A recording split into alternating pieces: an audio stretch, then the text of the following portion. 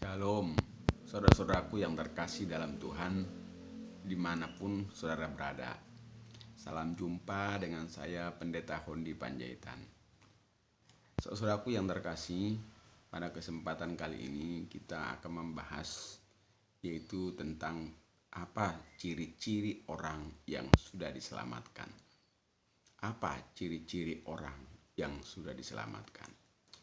Yang pertama adalah bahwa orang yang diselamatkan mengalami perjumpaan pribadi dengan Yesus. Perjumpaan pribadi dengan Yesus adalah mutlak. Orang yang sudah diselamatkan, dia pasti mengalami perjumpaan pribadi dengan Kristus.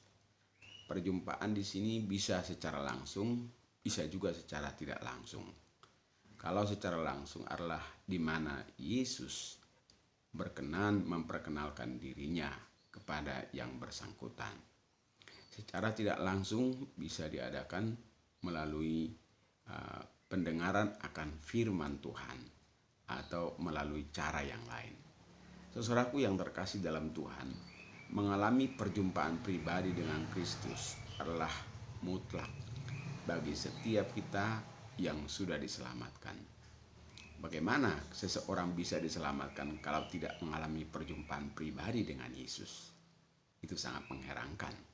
Tentunya pengalaman pribadi bisa secara langsung dan bisa juga secara tidak langsung. Saudaraku yang terkasih dalam Tuhan, orang yang mengalami perjumpaan pribadi dengan Yesus berarti orang itu telah terhubung dengan Kristus. Telah terhubung dengan Kristus. Telah terkoneksi dengan Kristus.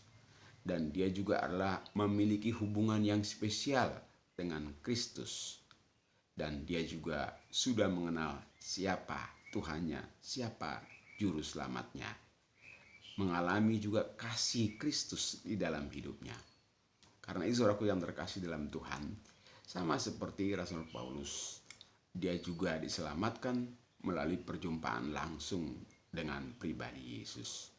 Karena itu, mari saudaraku yang terkasih dalam Tuhan, memahami bahwa ciri-ciri orang yang sudah diselamatkan pastilah orang yang mengalami perjumpaan pribadi dengan Yesus. Dia sudah mengenal Yesus. Dia sudah terkoneksi dengan Yesus. Dia sudah terhubung langsung dengan Yesus. Dan dia juga sudah memiliki hubungan yang spesial dengan Kristus.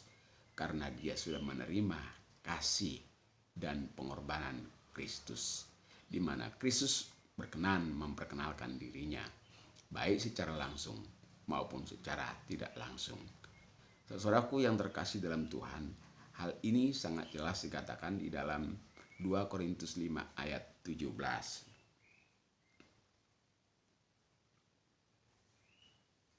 Jadi, siapa yang ada di dalam Kristus, ia adalah ciptaan baru. Yang lama sudah berlalu, sesungguhnya yang baru sudah datang. Saudaraku yang terkasih dalam Tuhan, jadi siapa yang ada dalam Kristus, ia adalah ciptaan baru. Ini siapa yang ada dalam Kristus, ini menjelaskan kepada kita bahwa orang yang bersangkutan telah mengalami perjumpaan pribadi dengan Kristus, baik secara langsung ataupun secara tidak langsung. Saudaraku yang terkasih dalam Tuhan, ciri-ciri yang kedua yang menunjukkan bahwa seseorang itu telah diselamatkan adalah dia mengalami kelahiran kembali. Dia mengalami lahir baru. Dia mengalami ciptaan baru, hidup baru di dalam Kristus. Dalam bahasa lainnya, dalam bahasa Inggris disebut born again from God. Artinya bahwa orang itu telah mengalami pembaharuan oleh Roh Kudus. Orang itu telah mengalami perjumpaan pribadi dengan Kristus. Dan dia menjadi ciptaan yang baru. Orang yang mengalami kelahiran kembali, tentunya ini adalah akan mengubah seluruh kehidupannya secara rohani, bukan secara jasmani. Dia mengalami perubahan pikiran. Dia juga mengalami perubahan perubahan di dalam emosi. Dia juga mengalami perubahan daripada kehendak dan juga mengalami perubahan karakter. Karena itu saudaraku yang terkasih dalam Tuhan, bahwa orang yang sudah diselamatkan pasti dia telah mengalami kelahiran kembali, mengalami perjumpaan dengan Kristus, mengalami yang namanya orang itu telah mengalami pembaharuan di dalam hidupnya, sehingga hidup yang lama telah berlalu, tapi sesungguhnya hidup yang baru sudah datang di dalam Kristus. Karena itu saudaraku yang terkasih dalam Tuhan, di dalam firman Tuhan yang kita baca tadi, jelas dikatakan bahwa siapa yang ada dalam Kristus adalah ciptaan yang baru. Yang lama sudah berlalu dan yang baru sudah datang. Karena itu mari kita sungguh-sungguh memahami bahwa orang yang dilahirkan kembali itu seperti orang yang mengalami pembaptisan.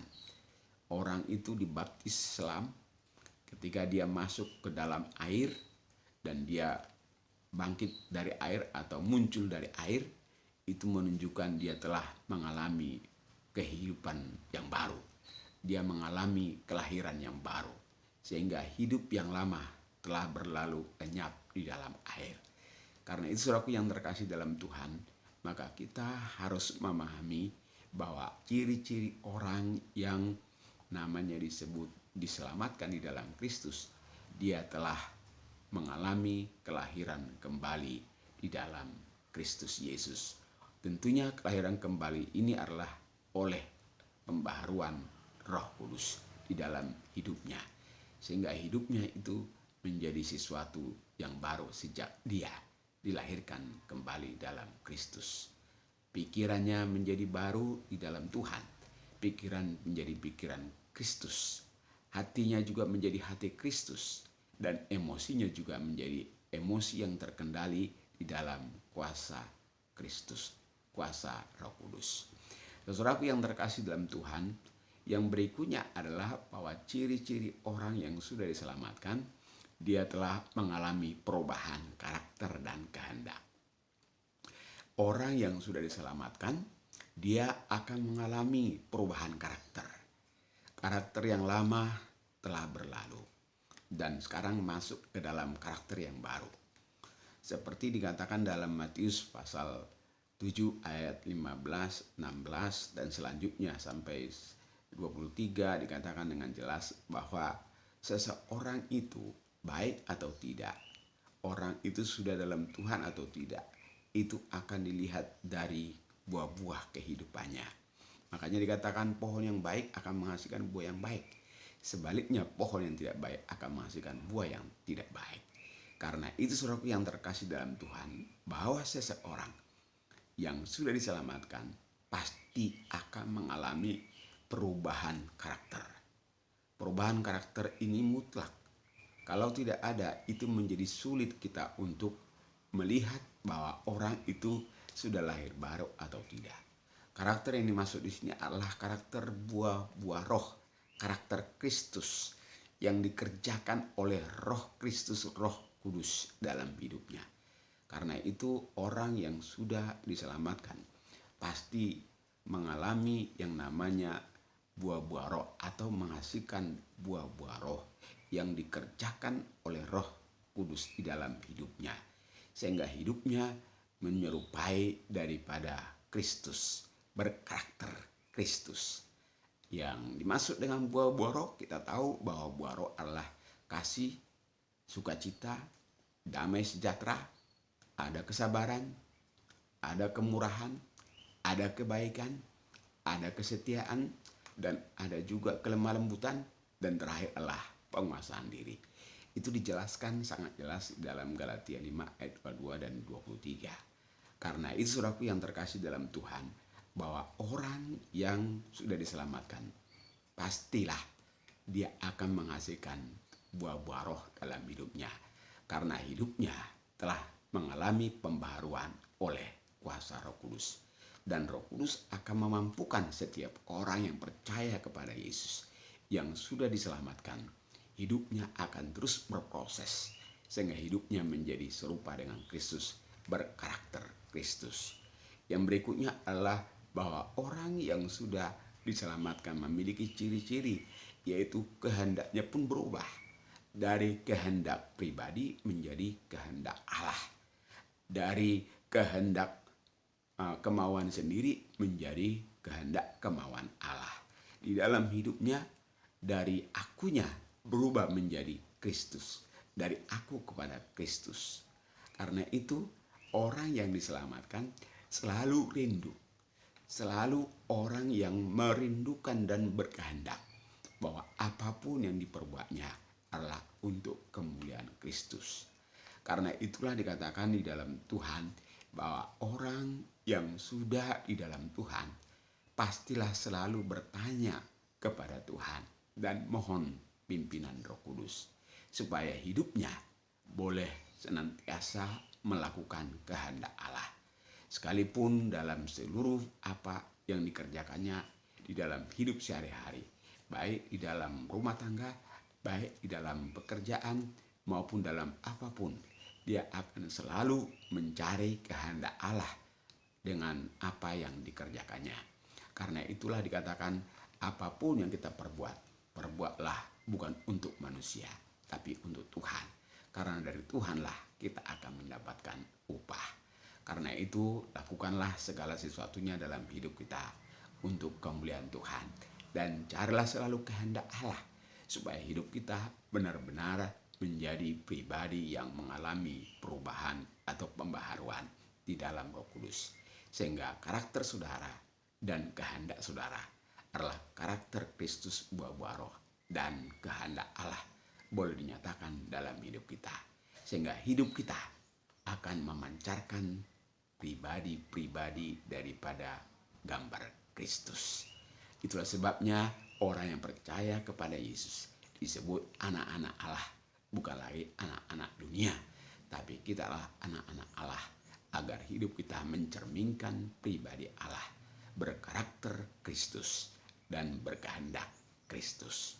Mari kita lakukan dalam hidup kita supaya hidup kita memuliakan Tuhan dan menyenangkan Tuhan, sehingga kita menjadi orang-orang yang benar-benar di dalam pembaharuan oleh Roh Kudus, di dalam hidup yang baru, di dalam kelahiran yang baru, yang mau mengagungkan dan menyenangkan Tuhan Yesus. Terpujilah Tuhan yang sudah berfirman kepada kita. Sekian, terima kasih, Tuhan memberkati kita semuanya. Amin.